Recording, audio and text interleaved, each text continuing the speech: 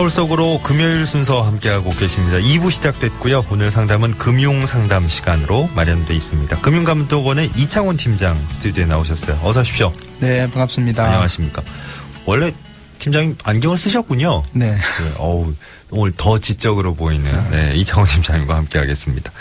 궁금한 점 있으시면 문자는 샵 0951번, 단문 50원, 장문 100원 들고요. 전화 02776-9595번, 카카오톡 플러스 친구 TBS 라디오 친구 맺기 하시면 무료 참여도 가능합니다. 2506번님 자동차 리스에서 쓰고 계신데 요즘 리스 차량도 굉장히 많죠. 예. 시동이 자꾸 꺼져서 공장에 점검 맡길 때마다 이상이 없다는 말만 듣는데요. 계속 이렇게 고장난 차를 이용하면서도 리스료를 내야 되는 건지. 네. 이런 질문도 받으시는 거죠? 네, 그렇죠. 그래요. 네. 요즘 자동차 리스 이용하시는 분들이 굉장히 많은데요. 네. 이게 이제 수시로 말씀을 드리면 2014년을 기준으로 했을 때 자동차 리스가 총 132만 건, 한 17조 원 정도 달합니다. 대단한데. 네, 시장 규모가 굉장히 크죠. 네. 상담하시는 분 이제 마음은 이해는 되는데요. 먼저 자동차 리스나 리스의 구조나 계약 내용을 한번 살펴볼 필요가 있을 것 같습니다. 리스는 기본적으로 리스 이용자가 리스 회사에 리스 물건 사용을 신청을 하게 되면 이제 리스 회사는 공급자에게 리스 물건을 발주를 하게 되는데요. 공급자가 리스 이용자에게 리스 물건을 납품을 하면 리스 이용자는 리스 물건을 수령했다. 그래서 물건 수령증을 발급하게 됩니다. 그러면 이제 리스 회사는 이 물건 수령증을 근거로 해서 공급자한테 리스 물건 대금을 지급할 거고요. 그 해당 대금을 리스 이용자로부터 리스 요금 형태로 이제 리스 회사에 나눠서 받는 구조가 있죠. 이렇게 따져보니까 좀 복잡하게 느껴지기도 하는데 사실은 이제 당연한 얘기죠. 그렇죠? 네. 여기서 이제 중요한 게 리스 회사는 차량 등 리스 물건 구매 등에 필요한 자금 융통에 이제 초점을 맞춘 회사거든요. 그래서 물건에 하자가 발생했다, 차량에 하자가 발생했다고 하더라도 이 부분에 대해서는 공급자하고 협의를 하셔야 될 부분이라는 거죠. 그 물건을 공급한 업체는 따로 있는 거니까. 네, 그렇죠. 차 회사랑 해야 되는 거군요. 네, 리스 회사는 이제 신용만 제공해 주는 거고. 그래요. 그리고 이제 리스 물건이 이제 차량에 하자가 생겼다. 이 부분에 대해서는 공급자하고 협의할 사항이지 리스 회사하고는 관계가 없다. 이런 내용이 포함되어 있는 이제 약관이 있습니다. 그 계약할 때 보면 우리 빽빽하게 뭐가 있는데 그 중에 그렇죠. 중요 약관이군요. 이게 보니까. 이게 상당히 중요한 부분입니다. 그래서 일반적으로 리스 계약을 할 때 그런 내용을 안내를 하고 있습니다. 그 리스 차량을 저는 개인적으로 한 번도 이용을 못 해봐가지고 요즘 워낙에 많이들 타고 다니시니까 이거 잘 알고 계신지 모르겠어요.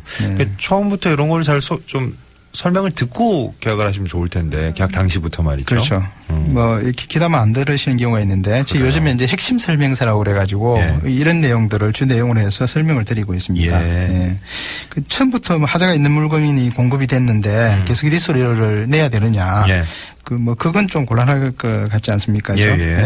이런 경우에 대비해서 이제 앞에서 말씀드렸던 것처럼 물건 수령증 제도라는 게 있습니다. 물건 수령증이 발행되지 않으면은 이제 리스는 개시가 되지 않기 때문에 당연히 리스료 납입 의무도 없습니다. 비교가 좀 단순 비교는 그렇지만 우리 보험 계약했을 때 그 약관 같은 거 꼭 받아야 되는 거잖아요. 네, 그렇죠. 그거 없이 그냥 이렇게 계약이 진행되고 이런 거는 무효다 그러는 거니까. 네, 맞습니다. 이것도 이제 물건 수령증이라는 게 꼭 있어야 되는 거고. 네, 그렇죠. 이걸 꼭 확인하셔야 되는 거고. 이게 없으면 리스로 낼 필요도 없는 거고. 사실 이제 리스 계약이 정상적으로 진행이 안 되는 상황이다. 그렇게 보는 거군요. 그리고 꼭 중요한 부분이 리스 물건 수령증을 이제 주기 전에 이 물건을 제대로 받았는지 그 부분 물건 상태라든지 품질 이런 부분을 꼭 확인을 하시고 리스 물건 수령증을 발급을 하셔야 되겠습니다.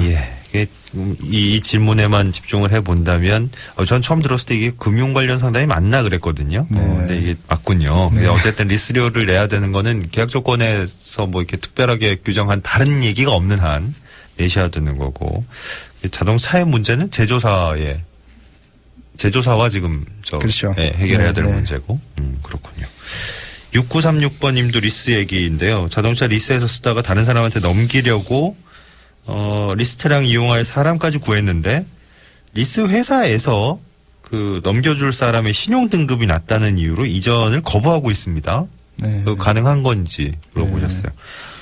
이런 경우를 이제 리스 계약 승계라고 하는데요. 예, 승계하는 거죠. 네네. 리스 계약 기간이 만료되기 전에 네. 리스 계약 내용을 바꾸는 겁니다. 이게 쌍방간에 이제 합의가 필요한 부분이고요. 그런데 이제 리스 이용자는 리스료를 직접 내는 리스 계약상의 채무자입니다. 네. 그렇죠. 리스 이용자가 누구인지는 리스 계약에 있어서 굉장히 중요한 부분이고 이 부분 특히 리스 회사한테는 채무자니까 굉장히 중요하죠. 그 대출 심사 까다롭게 하듯이 네네, 똑같이 그렇죠. 보는 거겠죠. 네네. 그래서 리스 회사 입장에서는 리스 계약을 승계하기 전에 새로운 리스 이용자가 리스 계약을 이전받게 되면 리스료를 앞으로 성실하게 낼 건지 낼 수 있는 사람들인지를 이제 확인하기 위해서 신용 등급을 확인하고 지불 능력 심사를 하게 됩니다. 또 한 가지 말씀드리는 것은 이제 리스 계약이 승계가 되면 승계 수수료가 부과될 수가 있습니다. 네. 이때 비용 발생 원인을 누가 제공했느냐. 결국 이제 리스 이용자가 승계할 사람을 찾게 되니까 이 부분은 리스 회사에는 문제는 아니죠. 그래서 리스 이용자 편에서 승계 수수료 부담해야 되는 문제가 있습니다. 요거는 그럼 수수료를 낼 때 또 그 승계 받는 분과 넘겨주는 분 사이에 또 얘기가 달라질 수 있겠네요. 예, 그렇죠. 둘 사이에서 협의를 해서 뭐 그 부분을 누가 부담할 건지 이 부분은 있을 수 있는데 일반적으로는 딱 정해진 건 없고요. 네네. 일반적으로는 이제 승계를 해주는 사람이 내야 되는 걸로 볼 수 있습니다. 네. 상식적으로는 생각할 때는 그렇지만. 그렇죠. 아니, 그 리스 얘기가 지금 연달아 몇 번 나오다 보니까 이게 신경 써야 될 게 굉장히 꽤 많군요. 네, 맞습니다. 요즘 워낙에 많은 분들이 사용해서 이런 것들을 꼼꼼하게 평소에 잘 챙기고 가시는지 잘 모르겠습니다. 어쨌든 뭐 리스 회사 입장에서는 당연히 이제 승계한다 그러면 승계될 분, 그러니까 이어받는 분에 대한 뭐 신용등급 확인하고 이런 건 당연한 거고. 네, 그렇죠. 지금 저 사연에서 나온 것처럼 이 신용등급이 낮아서 안 되겠습니다. 이 얘기도 충분히 가능한 거라는 말씀이시죠. 그래요.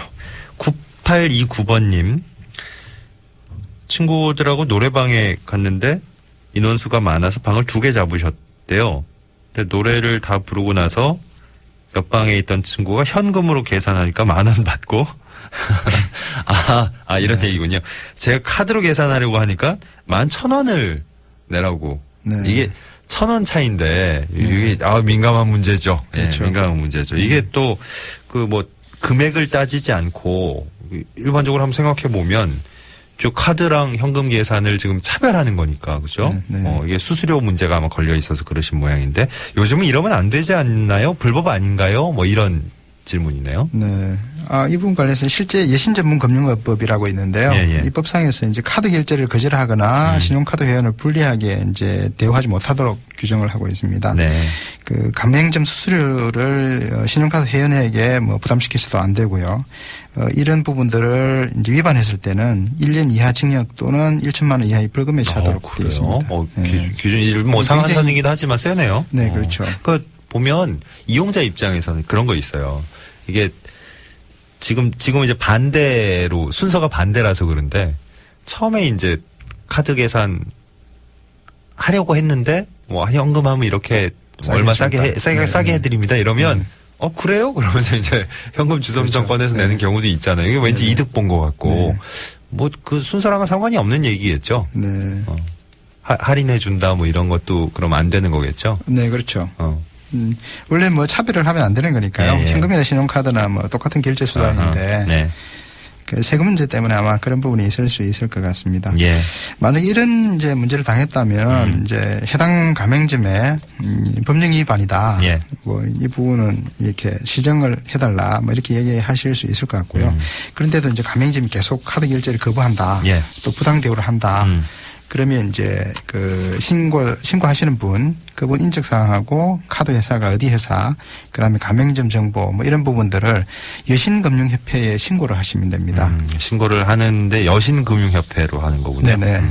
여신금융협회에서 신고를 받으면 이제 카드사를 통해 가지고 신고 내용에 대해서 조사를 하게 되고요. 그 결과를 국세청하고